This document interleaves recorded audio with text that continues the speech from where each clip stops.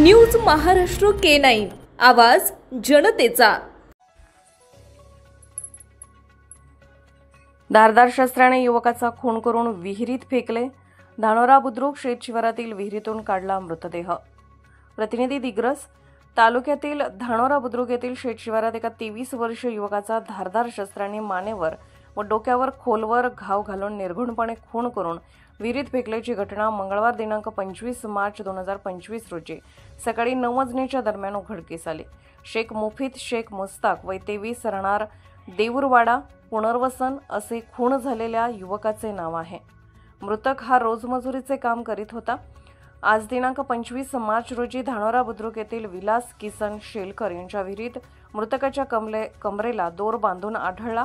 विहिरीच्या काठावर रक्ताचा सडा दिसल्याने शेतमालक यांनी ही माहिती धानोरा बुद्रुक येथील पोलीस पाटील गोविंद गावंडे यांना दिली असता त्यांनी याबाबत पोलिसांना माहिती देताच घटनास्थळी दारवा उपविभागीय पोलीस अधिकारी चिलोमुला रजनीकांत व पोलीस निरीक्षक सेवानंद वानखडे सह पोलीस थापा पोहोचला। तेव्हा घटनास्थळी पाहणी केली असता विहिरीत मृतदेहाला दोरीने बांधून असल्याची पुष्टी विहिरीतील तरंगत असलेल्या पाण्यावर रक्ताचे थर दिसत असल्याने झाले।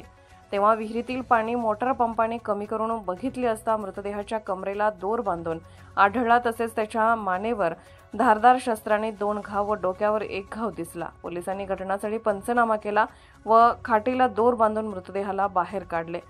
या प्रकरणाचा उलगडा करण्यासाठी पोलिसांनी फॉरेन्सिक फिंगरप्रिंट डॉग युनिट यांना पाचारण करण्यात आले। या प्रकरणी दिग्रस पोलिसात मृतकाचा भाऊ फिर्यादी नदीम शेख मुस्ताक राहणार देऊरवाडा यांनी दिग्रस पोलिसात तक्रार म्हटले आहे की मृतकाचे मित्रासोबत वाद झाला होता। या वादातून खून झाला असल्याने त्याची चौकशी करण्याची तक्रार नोंदवली आहे। मृतकाच्या पश्चात आई वडील 3 भाऊ 2 बहिणी असा परिवार आहे। या प्रकरणी दिग्रस पोलिसांनी खुनाचा गुन्हा नोंद करून पुढील तपास उपविभागीय पोलीस अधिकारी चिलोमुला रजनीकांत व पोलीस निरीक्षक सेवानंद वानखडेसह पोलीस तपास करीत आहेत। महाराष्ट्रातील महत्त्वाच्या आणि ताज्या बातम्या पाहण्यासाठी आमच्या न्यूज महाराष्ट्र K9 चॅनलला YouTube वर सबस्क्राइब करा आणि बेल आयकॉन प्रेस करा।